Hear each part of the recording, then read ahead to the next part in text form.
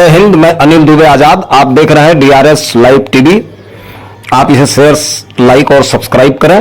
हाँ, bell icon दबाना न भूलें ताकि आप जुड़े रहें देश दुनिया की खबरों के साथ साथ अपनी लोकल खबरों से भी, जहां खबरें छिपती नहीं दिखती हैं।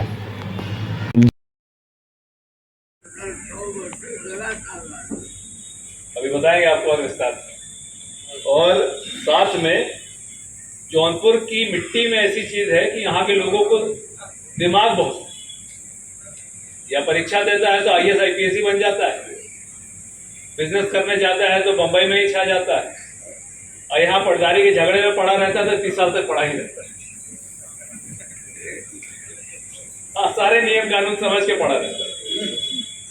इसके अलावा एक और बात है जौनपुर की, एक और खासियत, यहाँ का आदमी बड़ा जीवट वाला होता है। जीवट समझते हैं? बड़ा डिटर्मिनेशन वाला होता है। किसी चीज के पीछे पड़ता है तो पड़ा ही रहता है। फिर वो अगर पॉजिटिव चीज के पीछे पड़ गया तो सफलता की सीढ़ी प्राप्त करता है, नेगेटिव चीज के पीछे गया अपने परिवार। इन सभी चीजों में आशा देने हमें और आपको मिलकर करना।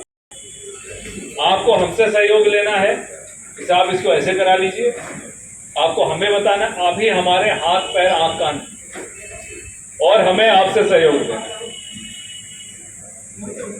कि आप हमें बता दीजिए, हमारे स्तर से अगर इसमें कोई मदद हो सकती है तो कर लीजिए।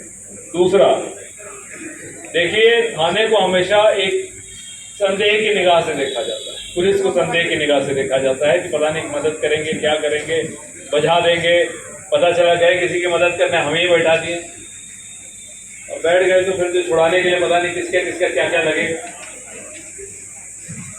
अब इस संदेह की स्थिति को हमें सामंजस्य की स्थिति में लाने के लिए एक प्रयास करना हमारा व्यक्तिगत मानना है, और हमारा ये मेरा 8वां जनपद है और साथ में 10 साल का अनुभव है, पुलिसिंग का 10 साल का अनुभव है बतौर डॉक्टर। हम आप सबसे ये कहना चाहेंगे कि संवाद और समन्वय जिसके क्रम में आज आप आकर यहाँ बैठे हैं, हम आपसे बात करें, आप हमसे बात करें, हम अपनी बात आपको रखें, आप अपनी बात हमें रखें, हम लोगों के संबंध बेहतर हो, उससे 90% समस्याओं का निदान हो सकता है। मैं अतिशयोक्ति नहीं कर रहा हूँ, 90% समस्या समाप्त हो सकती है। आपके गांव में 2 ही 4 अपराधी होंगे, 2 ही 4 ऐसे नई उम्र के लड़के होंगे जो लखेरागिरी कर रहे हैं, जिसमें से कोई जो है आजकल एक नया ट्रेंड बन गया है, 16 साल के लड़के जो हैं मोटरसाइकिल से घूमने लग जाते हैं। कोई 62 गैंग बना लेगा, कोई चिंगारी बना लेगा, कोई महाकाल बना लेगा, कोई भोकाल बना लेगा, और कहीं भी लड़ाई झगड़े में जाके फंस जाते हैं। उनका विवेक नहीं। अच्छा, इस प्रकार के कुछ हमारे गांव के लोग भी होते हैं कि आग में घी का काम करते, कि अपने ही रंजिश निकालने के लिए इस तरह के मूर्खों को उधर डायरेक्ट करते। प्रधानी में भी होगा, प्रधानी चुनाव में जो नंबर 2 वाला होगा, नंबर 1 वाले के पीछे 4 आदमी छोड़ देगा कि जाओ अब उसे परेशान करो। इस तरह की चीजें हर जगह, हर गांव की है। इन सभी चीजों में अगर जितना हम न्याय के, जितना एक दूसरे के सहयोग के आसपास रहेंगे, उतनी चीजें बेहतर रहेंगी। आज हमें आप सबको यहाँ बुलाने का एक आशय है कि हम लोगों के बीच संवाद बेहतर हो पाए। हमारे 42 इसी वजह से हमारे पुलिस अधीक्षक महोदय आज आप लोगों के बीच में आए कि आपसे सीधा सवाल स्थापित हो सके। आप लोगों की क्या समस्याएं हैं, आप लोगों की क्या अपेक्षाएं पुलिस और प्रशासन से है। हमारे बीच में ब्लॉक स्तर पे हमारे ब्लॉक प्रमुख ये भी हैं, श्री ब्रजेश यादव जी, श्री आर.के. चौरसिया साहब, हमारे एसडीएम साहब भी मौजूद हैं, हमारे एसपी सिटी साहब श्री आयुष श्रीवास्तव साहब, वो भी आप लोगों के बीच में हैं। हमारे पुलिस अधीक्षक महोदय स्वयं आप लोगों से वार्ता और संवाद स्थापित करने के लिए इस चौपाल के माध्यम से यहाँ पे वो भी आए हैं। तो मैं ये चाहूँगा कि पहले मैं चाहूँगा कि अच्छा सर, आप लोगों से पहले अपनी बात रखेंगे।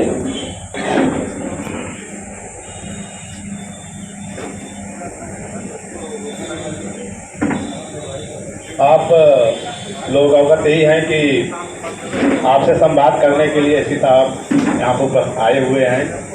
और अभी पीओ साहब बता रहे थे कि जो ये चौपाल लगाई गई है इसमें प्रशासन के अधिकारी, पुलिस के अधिकारी, मतलब प्रमुख जी, आप हमारे सभी प्रधान जी लोग हैं, ठेकेदार लोग हैं, पत्रकार बंधु हैं, समाज के वरिष्ठ लोग हैं। तो इस प्रकार से हम कह सकते हैं कि पूरे समाज के हर वर्ग से का प्रतिनिधित्व इस पंडाल में उपस्थित है। और इसका उद्देश्य केवल और केवल इतना ही है कि एक आपसे एक फीडबैक मिले कि जिससे पता चल सके कि जो वर्तमान में जो हम लोग महसूस करते हैं कि समाज में और विशेषकर जौनपुर जनपद में अपराध की संख्या बहुत ज़्यादा हो रही है। आए दिन कोई घटनाएं हो रही हैं और ज़्यादातर घटनाएं ऐसी हो रही हैं जो आप भी महसूस करते हो कि वो परिवारों के बीच में हो रही है। एक दूसरे से दूर होकर तो झगड़े हो रहे हैं, फसाद हो रहे हैं, मारपीट हो रही है, लेकिन जो पारिवारिक झगड़े हैं, व्यक्तिगत है, भाई भाई के झगड़े हैं, पट्टीदार के झगड़े हैं, जमीन के झगड़े हैं, ये ऐसे झगड़े हैं कि इसमें समाज की भूमिका बहुत ज़्यादा है। अगर हम पुलिस और प्रशासन कोई भी संस्था है, ये चोरी डकैती तो रोक सकती है, लेकिन घर में जो झगड़ा हो रहा है उसको कैसे रोका जाए, इस पर पूरा मंथन करने की ज़रूरत है। और ये मैं महसूस करता हूँ कि यह इसमें सुधार तभी होगा जब आप लोगों के माध्यम से भी कुछ ये जानकारी प्राप्त हो कि ऐसी समस्याएं क्या हो रही हैं कि आए दिन पारिवारिक झगड़े हो रहे हैं। साथ ही में जमीन विवाद के भी झगड़े हैं, भाई भाई एक दूसरे की ज़मीन को लेने के लिए तैयार है। और ज़मीन के झगड़े में भी हम लोग महसूस करते हैं कि 90% झगड़े अपने परिवार में हैं या पट्टीदार में हैं, दूसरों से झगड़ा तो बहुत ही कम है। तो अगर भाई भाई भी साथ में नहीं रह सकते, चाचा भतीजा भी अपने झगड़े को नहीं निपटा पाएंगे, तो फिर हमारा समाज किस दिशा में जाएगा। छोटी छोटी ज़मीनों के लिए एक एक इंच के लिए मरना, एक एक इंच की लड़ाई के लिए एक दूसरे का खून लेना, एक कहीं से बात तो उचित नहीं नज़र आ रही है।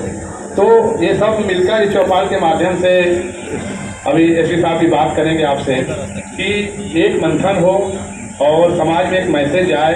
इसमें सभी समाज के सभी वर्ग के लोग जो इकट्ठा हुए हैं मिल करके एक लोगों एक पहल हो, और जहाँ भी झगड़ा होने की संभावनाएं नजर आए तो ऐसी स्थिति में एक जो गांव की पंचायत पहले हुआ करती थी और जो हमारे प्रधान जी लोग हैं वो पंच ही हैं, तो पंचायत की भूमिका जो वर्तमान में कम नज़र आ रही है, विकास कार्यों में तो नज़र आती है, लेकिन जो ये सामाजिक समस्या है इस मामले में भी पंचायत की भूमिका कुछ कम नज़र आती है।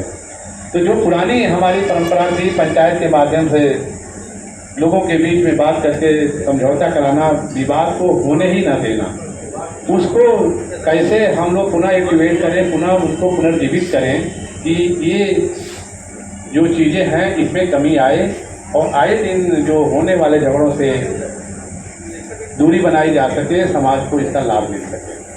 तो मैं आप आज इस अवसर पर बहुत बढ़िया अवसर है और ये अवसर कप्तान महोदय के माध्यम से ही हम सबको प्राप्त हुआ है कि ये खुले मंच पर हम लोग बात करेंगे।